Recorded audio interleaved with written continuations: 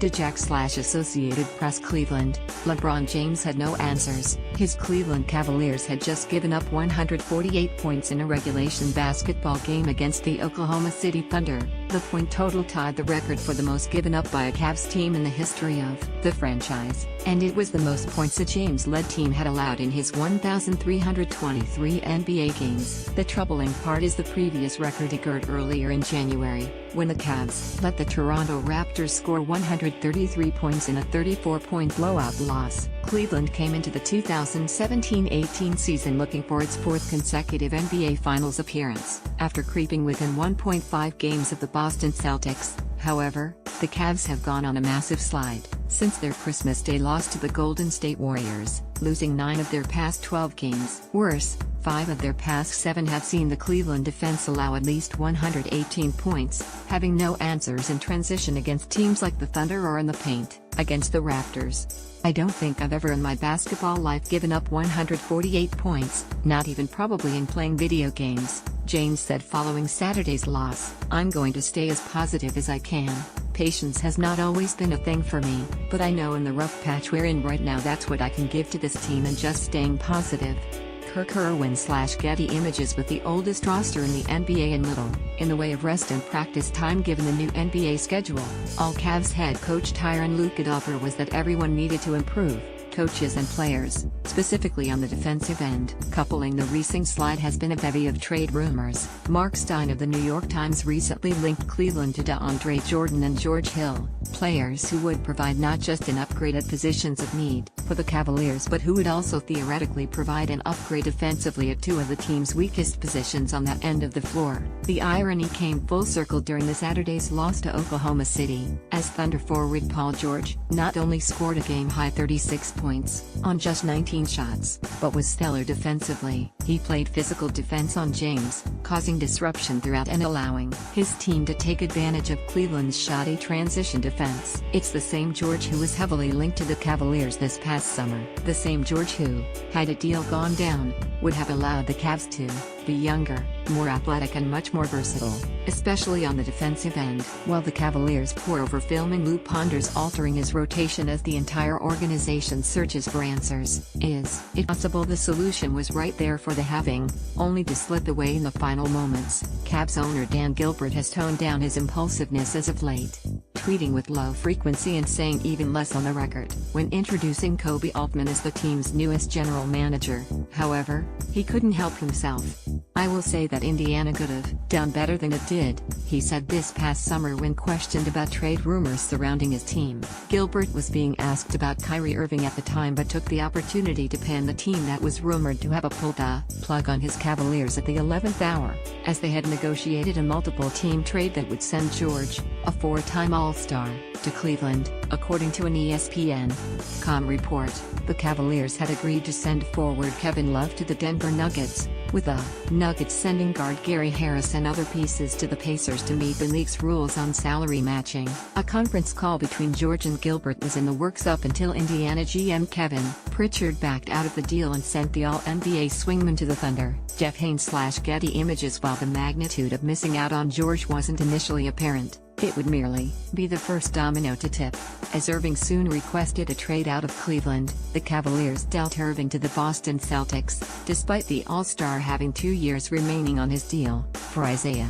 Thomas, Jay Crowder and a highly coveted draft selection, which would provide the team flexibility during the 2019 offseason. Thomas was thought to be the Cavs' new Irving, a guard who could dominate in isolation and provide a scoring punch as needed. Crowder was to provide versatility and take defensive pressure off of James, with an eye angled towards Kevin Durant and the Warriors. Both, however, have failed to produce at a level commensurate with expectations. Thomas has the 8th worst defensive rating among NBA players to have played in at least 7 games, while Crowder, according to one league executive, has been lost since arriving to Cleveland and being asked to play power forward. "He has no idea what the FK he's doing," the executive told Bleacher Report of Crowder, suggesting a move to the bench could be beneficial for all parties involved. Making matters worse is the significant struggles of players like Tristan Thompson and Junior Smith, 2 contributors on the championship-winning team. The Cavs' subsequent additions, Jeff Green, Jose Calderon, Derrick Rose and Dwayne Wade, are lacking much in the way of the dynamic defensive skills needed to switch onto the NBA's modern, position-agnostic stars. Since Christmas Day, the Cavaliers have a league worst net rating, one fueled entirely by a league worst defensive rating. Meanwhile, in Oklahoma City, you have a team with the fourth best defensive rating in the NBA. George has teamed up with two ball-dominant players in Russell Westbrook and Carmelo Anthony, and the result has been his lowest usage rate since the 2012-13 season and his lowest points per game average since the 2013-14 season. On the defensive end, however, George has a per 100 possession rating 5 full points fewer than a season ago and a top 5 real plus/minus at the small forward position while largely playing the power forward spot next to Anthony.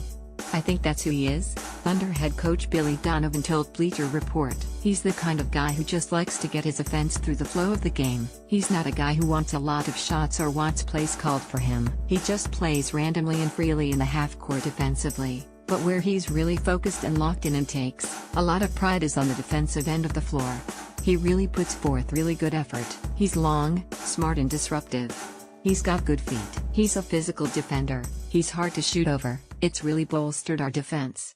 The Cavaliers, according to Lou, are struggling in pick-and-roll situations and are being dismantled in isolation, as opponents are utilizing more dynamic players in key situations. George, conversely, is averaging 2.2 steals per game, a career-high mark.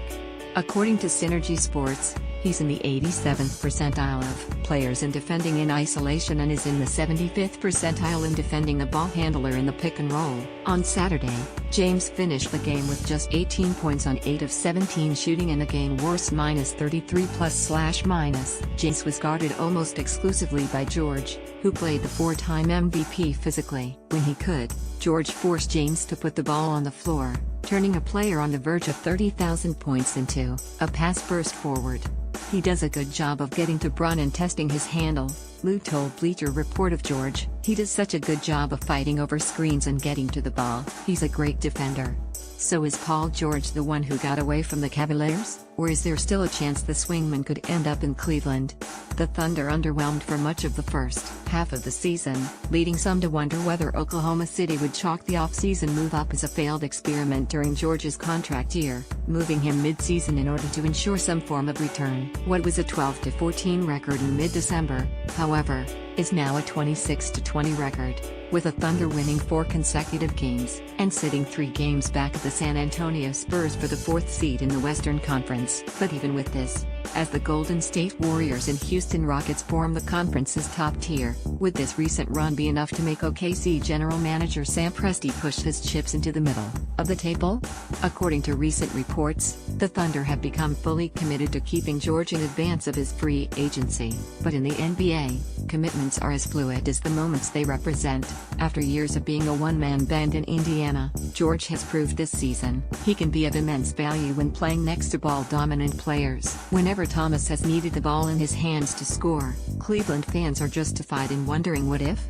As it pertains to the 3-team deal being their franchise's big move as opposed to the one that took place weeks later, the Cavaliers are clearly looking to improve their roster given the recent speculation surrounding moves before the February 8 trade deadline. They have reportedly been reluctant to include the pick acquired in the Irving deal to this point, but a player like George is worth the risk. Seeing what George has been able to do defensively this season, it's easy to picture him as the player who would allow the Cavaliers to not just march back up the Eastern Conference standings, but also match up defensively with the dynamic players on the Golden State Warriors roster in the event both teams made it back to the NBA Finals for the 4th consecutive time. It would allow Lou to tighten up his rotations, and it would give James much more in the way of answers as opposed to the litany of loose ends that permeate the organization. And if it's any silver lining, if George were to find his way to Cleveland in the longest of long shots, it's clear the forward enjoys playing inside of Quicken Loans Arena. During the first round of the 2017 Eastern Conference playoffs,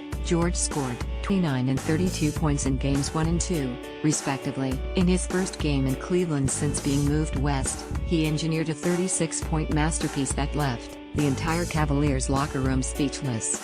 "I enjoy playing here," George said of Cleveland's home court. "I'm more locked in, more in tune. It's a little bit of everything. The energy that the Q provides, the fan base makes for a great road court. I just feel good here. It feels good to shoot. Then again, If George never finds his way to Cleveland, it makes things that much